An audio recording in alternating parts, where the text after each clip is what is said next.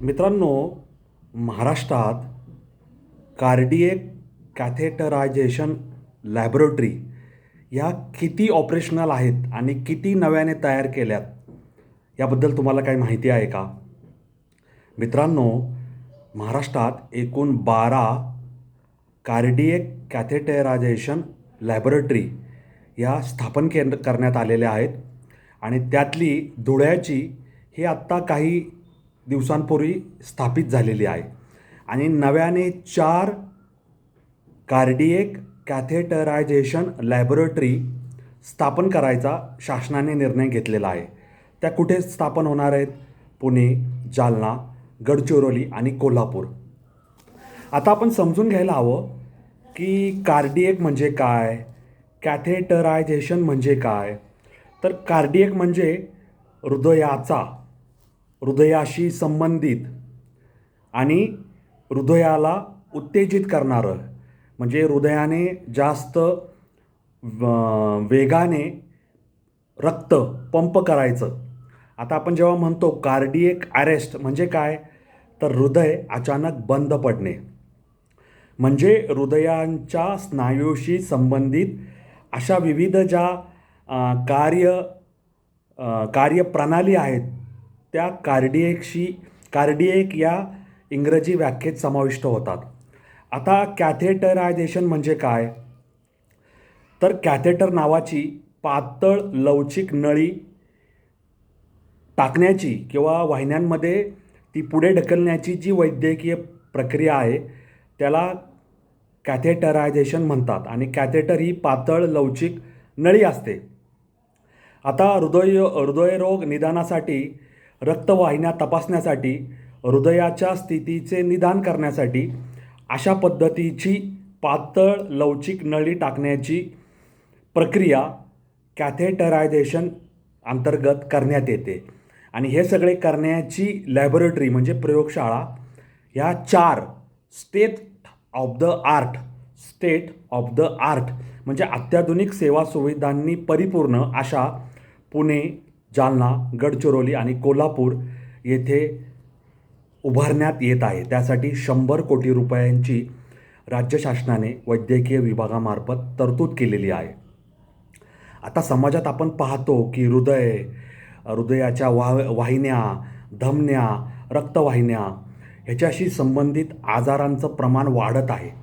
त्याला काही अंशी आपली जीवनशैलीसुद्धा कारणीभूत आहे, म्हणजे व्यायामाचा अभाव, त्याच्यानंतर विश्रांतीचा अभाव, पिण्याच्या सवयी न पाळणे, तेलकट, तुपकट, अतितिखट, मसालेदार, चमचमीत, मीठ जास्त घातलेलं, साखरयुक्त असे सगळे पदार्थ आपण ग्रहण करतो जिभेचे चोचले पुरवण्यासाठी आणि त्याच्यातल्या अपायकारक घटकांचा किंवा फॅट्स, मेद, चरबी ह्या सगळ्यांचा आपल्यावर परिणाम होतो आणि हृदयाला पंप करणाऱ्या, हृदयापर्यंत रक्त वाहून आणणाऱ्या, हृदयाने स्वच्छ केलेले रक्त शरीरात इतरत्र पोहोचवणाऱ्या वाहिन्या, हृदयाजवळच्या वाहिन्यांमध्ये जागा कमी होते, गाठी निर्माण होतात आणि आपण म्हणतो त्याला हार्ट अटॅक आला, हृदयरोग निर्माण झाला.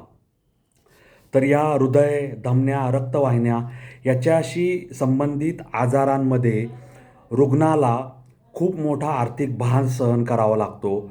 अशा सुविधा जर जवळपासच्या शहरांमध्ये, तालुक्यांमध्ये उपलब्ध नसतील तर मुंबई, पुणे, ठाणे, नाशिक अशा मोठ्या शहरांमध्ये पळावं लागतं.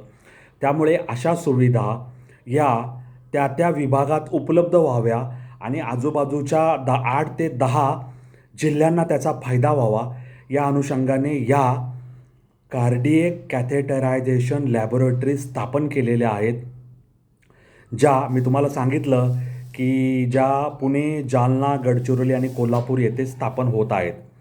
आता या हृदय रक्तवाहिन्यांशी संबंधित आजारपणामुळे वाढ होत असल्यामुळे त्याच्यावर वेळेवर निदान होणे, उपचार होणे, वेळेत रुग्ण त्या प्रयोगशाळेत पोहोचून त्याच्यावर उपचार सुरू होणे, कॅथेटरायझेशन म्हणजे ती कॅथेटर नावाची पातळ लवचिक नळी त्याच्या धमन्यांमधून पास करून योग्य ते ऑक्सिजनचा पुरवठा असेल, हृदय पुरवत सुरू करणं असेल, या सगळ्या गोष्टी करणं अत्यंत गरजेचं होतं. त्यामुळे रुग्णांना वेळ, पैसा, मानसिक त्रास या सगळ्यांपासून वाचण्यासाठी आणि गरीब मध्यमवर्गीय रुग्णांना दिलासा देण्यासाठी शासनाने हे अत्यंत अभिनंदनीय असं पाऊल उचललेलं आहे. आणि ह्याच्यामुळे लोकांना खूप फायदा होणार आहे. आता कोल्हापूरची जी कार्डिएक कॅथेटरायझेशन लॅब आहे, त्याच्यामुळे कोल्हापूर जिल्ह्यातील लोकांना, सांगली जिल्ह्यातील लोकांना, सातारा जिल्ह्यातील लोकांना, सिंधुदुर्ग आणि रत्नागिरी जिल्ह्यातील लोकांना याचा फायदा होणार आहे.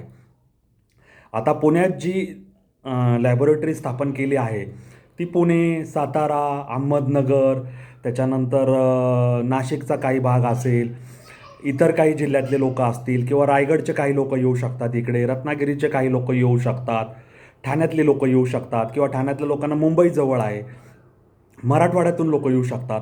अशा प्रकारे हा फायदा होणार आहे. कोल्हापूर जिल्ह्यातील गडहिंग्लज या तालुक्यामध्ये ही ॲडव्हान्स कार्डिएक कॅथेटरायझेशन लॅबोरेटरी स्थापन होत आहे. याबद्दल आपण राज्य शासनाचं अभिनंदन करूया, वैद्यकीय विभागाचं अभिनंदन करूया, आरोग्यमंत्री आपले प्रकाश आंबेडकर साहेब यांचं अभिनंदन करूया. त्यांनी ह्या गोष्टींना प्राधान्य दिलं आणि गरीब मध्यमवर्गीय रुग्णांना हृदयरोग, धमन्या, रक्तवाहिन्या याच्यामध्ये निर्माण होणारे अडथळे, अडचणी, श्वास घ्यायला होणारा त्रास, हृदयावर येणारा दाब, हे सगळे विकार ह्या कार्डिएक कॅथेटरायझेशन लॅबोरेटरीच्या अंतर्गत या सगळ्या आजारांवर आणि रुग्णांवर उपचार होण्यासाठी आरोग्य विभाग, आरोग्यमंत्री यांनी तातडीने लक्ष घालून ही जी कार्यवाही केली त्याबद्दल आपण सगळे त्यांच्याबद्दल कृतज्ञता व्यक्त करूया, त्यांच्याबद्दल आभार व्यक्त करूया. आता मी सुरुवातीला सांगितलं की 12 अशा कार्डिएक कॅथेटरायझेशन लॅबोरेटरी राज्यात आधीच ऑपरेशनल आहेत, कार्यरत आहेत. त्यातली सर्वात रिसेंट किंवा लेटेस्ट झालेली धुळ्याची आहे. आणि ह्या 4 नवीन कार्डिएक कॅथेटरायझेशन लॅबोरेटरीमुळे 12 + 4 16 यांची राज्यात संख्या होणार आहे. आणि या 4 नवीन कार्डिएक कॅथेटरायझेशन लॅबोरेटरी या EPC, इंजिनिअरिंग, प्रोक्युअरमेंट आणि कन्स्ट्रक्शन ह्या तत्वावर तयार करण्यात येणार आहे, ज्याच्यामध्ये construction, structural detailing, mechanical detailing, electrical detailing, procurement detailing, installation detailing, testing detailing, plumbing detailing हे सगळं अंतर्भूत आहे. आणि supply chain management of modern medium equipment या अंतर्गत हे सगळ्या गोष्टींची काळजी घेतली जाणार आहे, असं वैद्यकीय विभागाचे उपसंचालक डॉक्टर कैलास बाविस्कर यांनी सांगितलं आहे. तेव्हा 4 अत्याधुनिक state of the art cardiac catheterization laboratory स्थापन होत आहे, उभारल्या जात आहे. 100 कोटी रुपयांची तरतूद आहे. त्या येत्या काही महिन्यात, काही दिवसात रुग्णांच्या सेवेत हजर होतील.